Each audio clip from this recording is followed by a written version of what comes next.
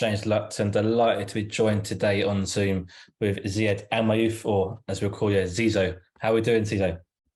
All good, all good. How are you? How's everything been with you? All very good, thank you. Very good indeed. You got a big night approaching, your professional boxing debut, Saudi Arabia, a massive undercard of Anthony Joshua, Alexander Usyk 2. First of all, let's just talk about that before we go back into the start of your career. What's it like to be put onto a card of that size for your debut? I mean, it's definitely a dream come true, coming where I'm coming from, I wouldn't even dare dream of this when I close my eyes at night. So to be in that position right now and to represent so much more than boxing that night is the most important thing for me. I'm representing a lot of people, a lot of countries, a lot of people who are looking for that hope, for that light, for that opportunity. So it's definitely a very heavy weight on my back and on my shoulders, but I wouldn't have it any other way. I love that weight on my shoulders, especially for a fight of this magnitude, because this is exactly the push I need. It makes me give 150% and nothing's gonna, take me out of it. So I'm ready for it all. Not only is it your professional debut, that's big enough as it is. Not only is the main event Alexander Usyk, Anthony Joshua rematch, that's big enough as it is, but also in Saudi Arabia. Just tell us a little bit of why that means so much to you. I mean, I'm from Saudi Arabia. This is something that I've always prayed for day in, day out. Everyone doesn't want their parents to get too old before they see them perform, you know what I mean?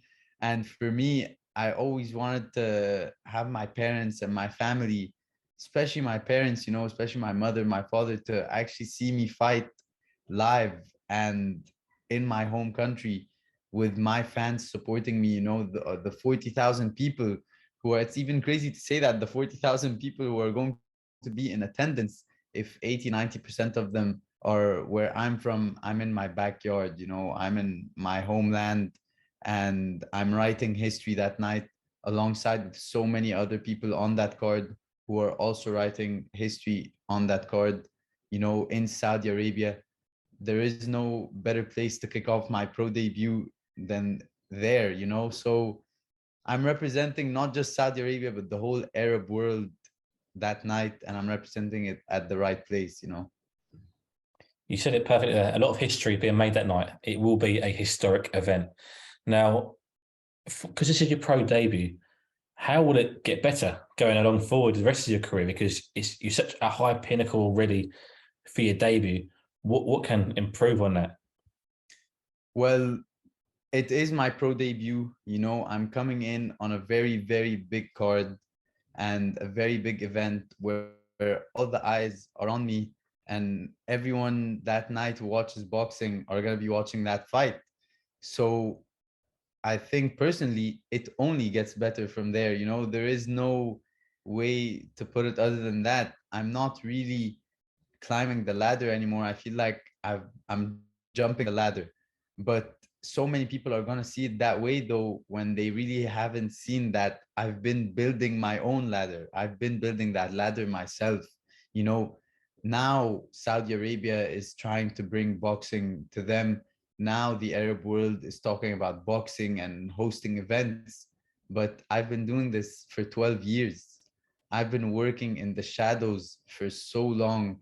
I've been working so hard, writing history as I'm going, but it was really unknown until boxing started really making that echo in the Arab world, and Saudi Arabia started introducing boxing more to the Arab world and Saudi Arabia itself.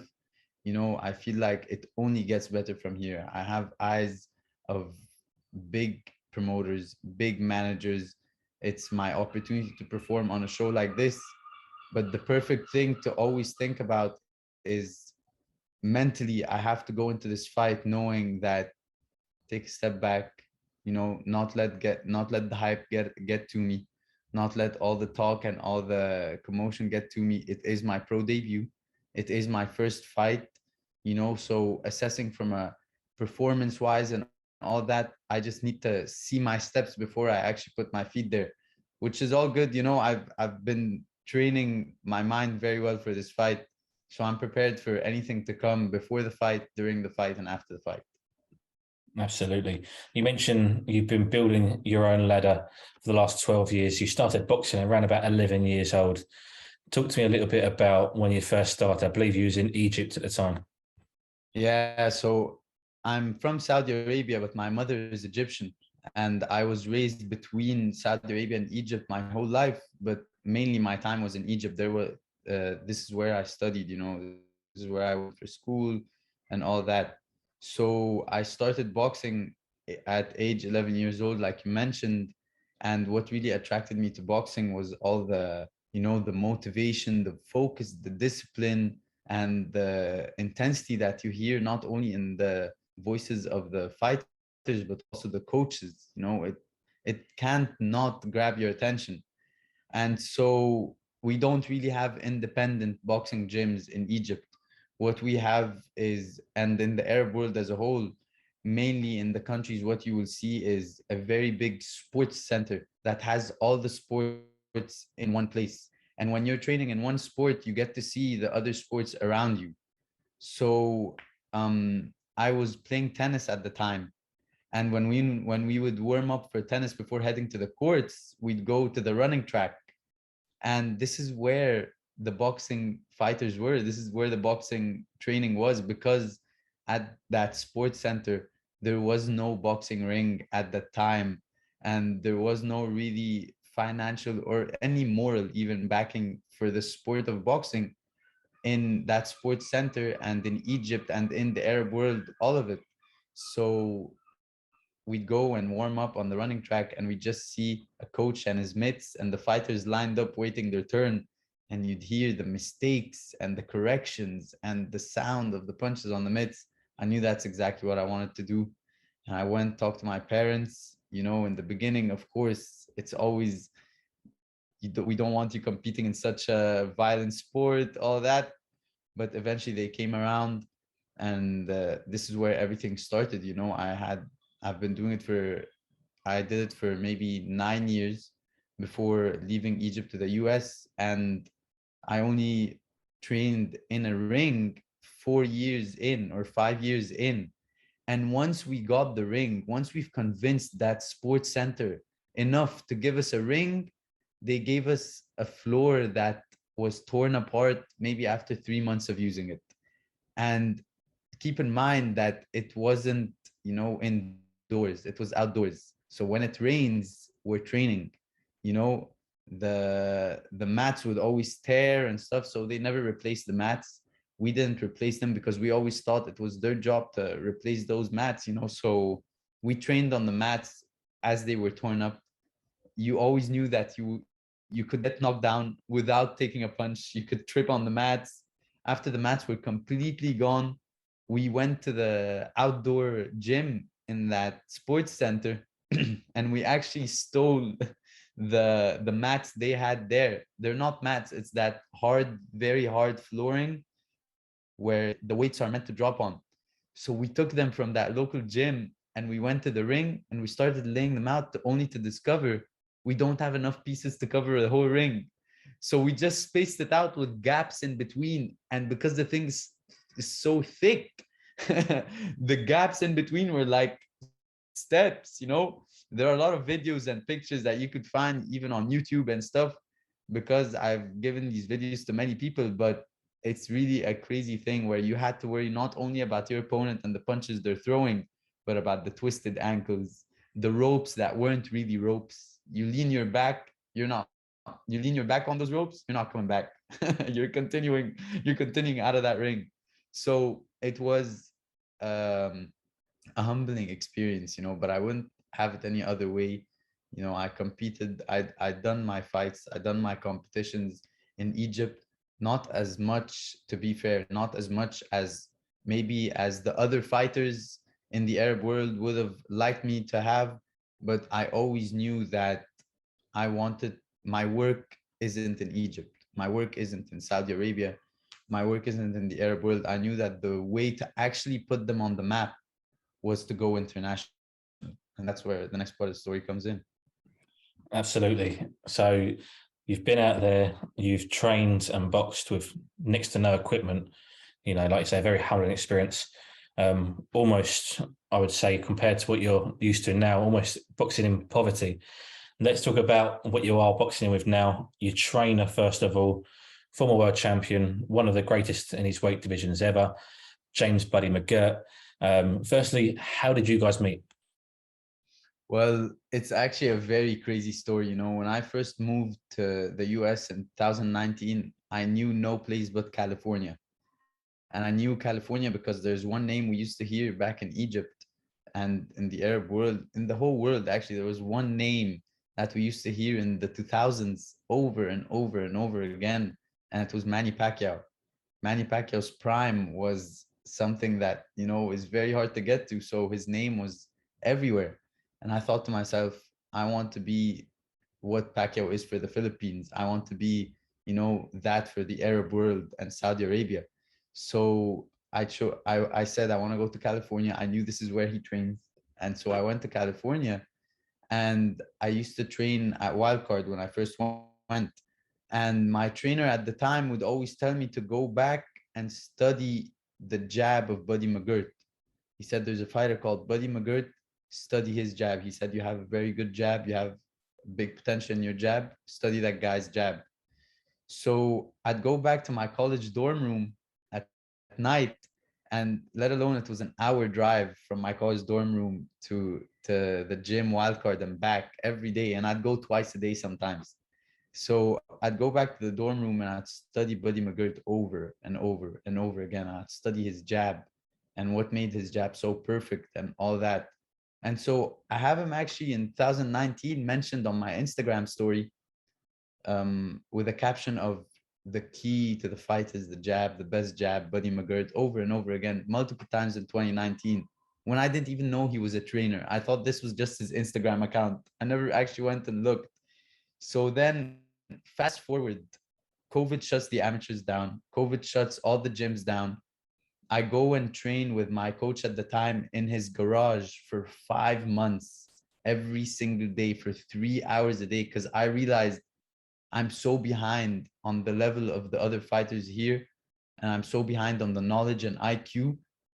But then when COVID came, I thought this was my opportunity because the whole world stopped and I could keep going. Now it's time to catch up.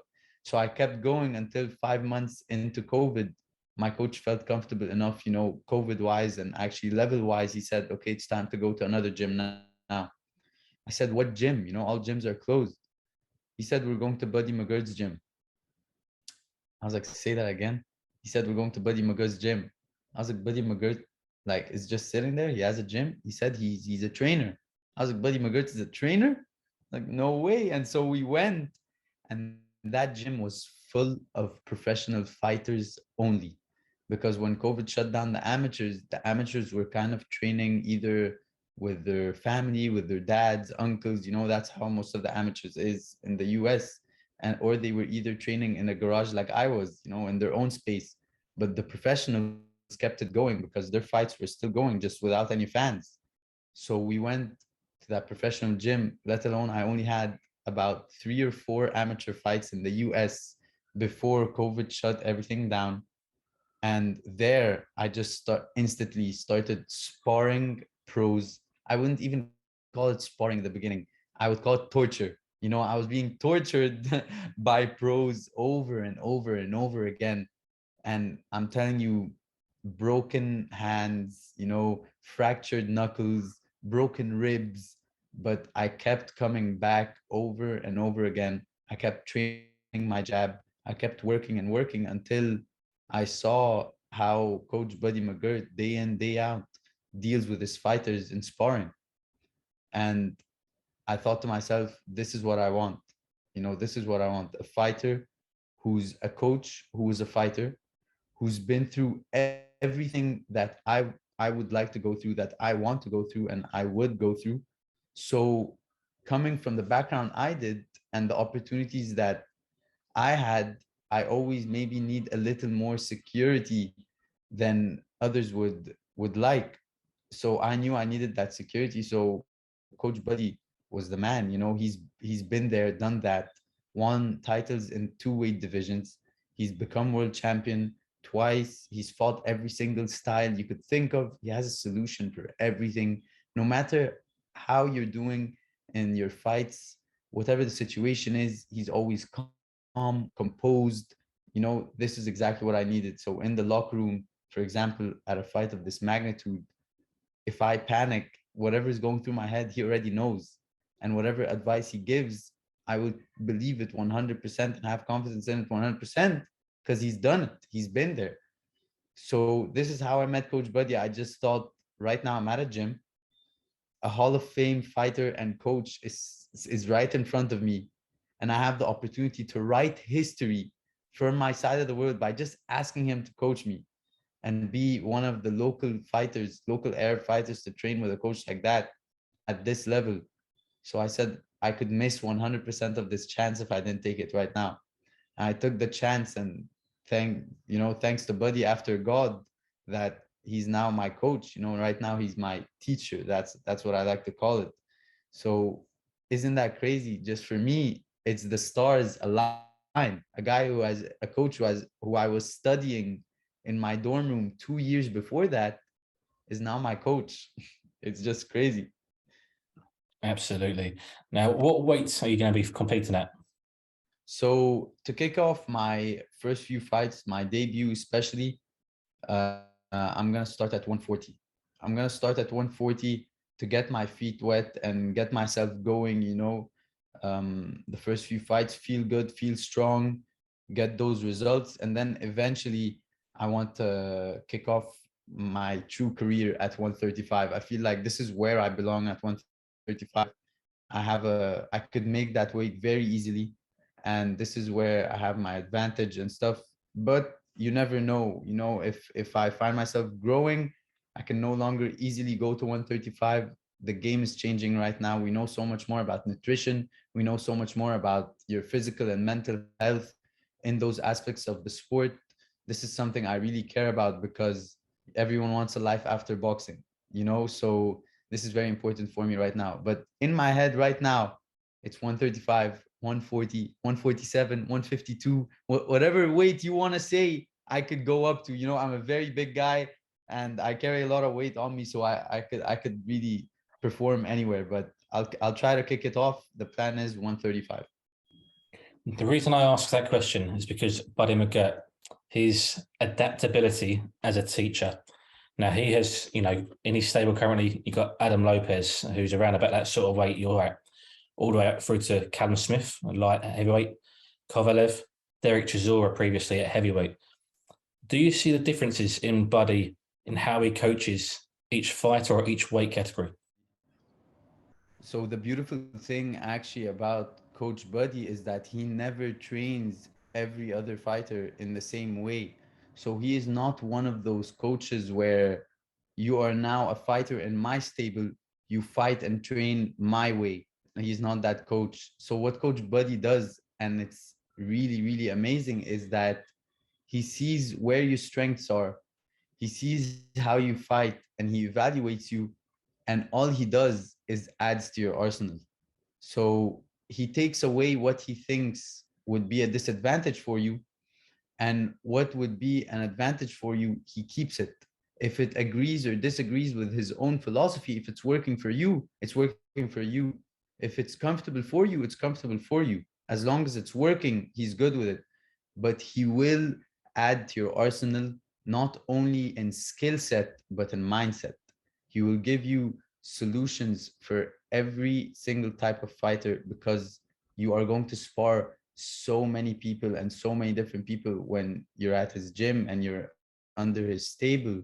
And also that he knows exactly when to put you in sparring with specific types of people. He knows exactly who will put the heat on you, who you will control the tempo with, who will control you. So he puts you in uncomfortable situations where he's going to really evaluate and add to your arsenal. He's going to give you all the tools that are going to make you a better fighter, that are going to make you a better fighter physically and more importantly, mentally.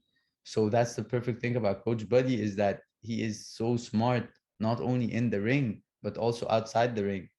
So that is the best thing about Coach Buddy. You know, when you're on the bag, when the bag moves a specific way, you're moving one other way.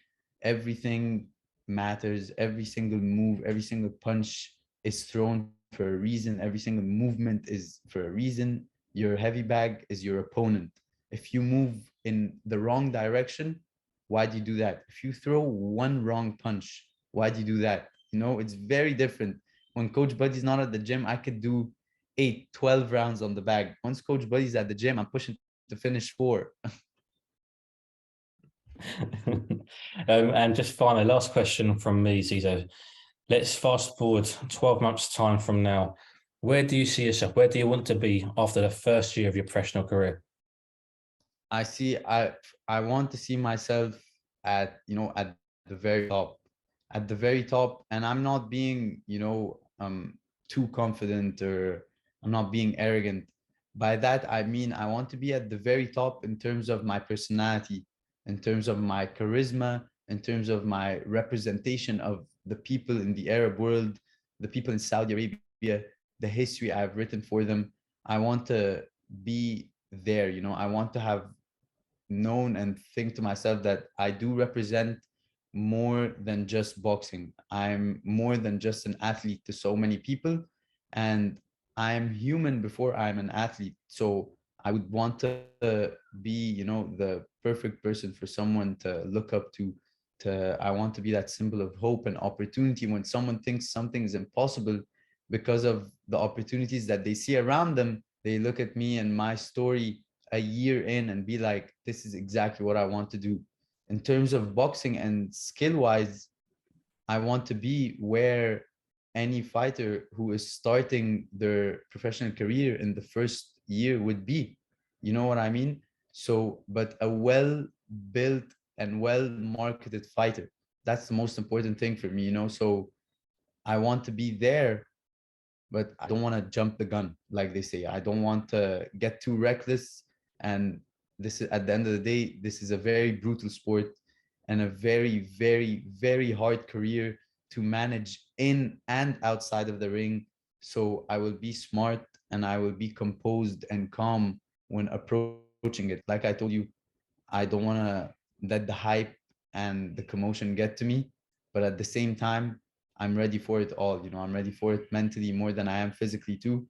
And that's the most important thing, just to be mature about it and to be very calm and composed approaching my career. Because the best thing about this is that when you're representing so much more than just the sport you're competing in, and you're very well marketed in the story that you're representing, the the sport becomes your way to the people.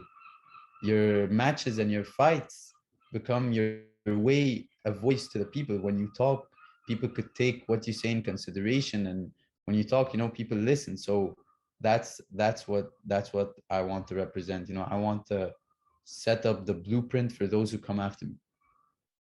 Absolutely. Well, I wish you all the best of luck in your debut, in the rest of your career, but I'm sure we'll speak again after your fight. Cesar, I'm thank you looking very much forward for to your it. time. Thank you so much. Thank you for the opportunity and making me deliver my message out there. I never get used to this, you know, so it's always a dream come true when I do one of these interviews. And anytime, honestly, anytime. Thank you. Thank you.